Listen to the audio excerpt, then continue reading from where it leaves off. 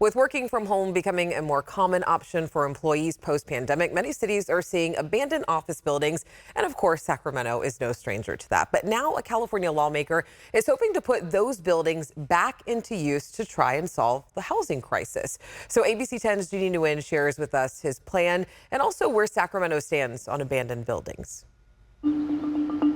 You've probably seen these buildings plenty of times in downtown Sacramento, these Employment Development Department or EDD buildings. We need to find ways to make sure those are used and used productively. To do that, Assemblymember Matt Haney introduced Assembly Bill 3068. But what this bill will do is it will give a by right approval so that you get rid of all of this red tape, all of these bureaucratic hurdles, and just say, if you want to convert this office space into housing, you can do it, and we're not going to allow all of these different roadblocks to be in your way. Last August, lawmakers and state officials announced the EDD building on Capitol Mall would be converted into affordable housing units. The state also identified the solar building on N Street. This is not our first state property to be leveraged for housing, and it would certainly not be the last. Haney says the pandemic played a major role in many state as well as private buildings staying vacant. A lot of people used to go into the office every day. Now they're working entirely from home or partially from home.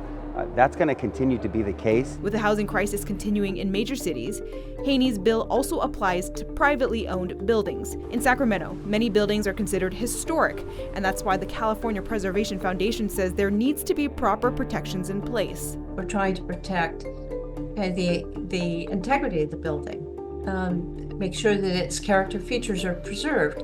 And most of those are on the exterior of the building, though there are some on the interior. Even though this bill still needs to make its way through the legislature before it becomes a law, Haney says he hopes it can encourage private property owners to take advantage of the opportunity. And we're also going to give some incentives from property tax dollars to make this possible. All right, and Jeannie's been following this for us. Jeannie, I got to ask you, what is the latest on the EDD buildings? Well, Alex, the state has identified 3 of its office buildings, and a spokesperson with the Department of General Services tells me that they still need to vacate these buildings, so the project actually won't start until 2025. And as far as this legislation goes, the DSG says they don't have a comment on pending legislation. All right, Jeannie, thank you so much. And you already know we will be following this.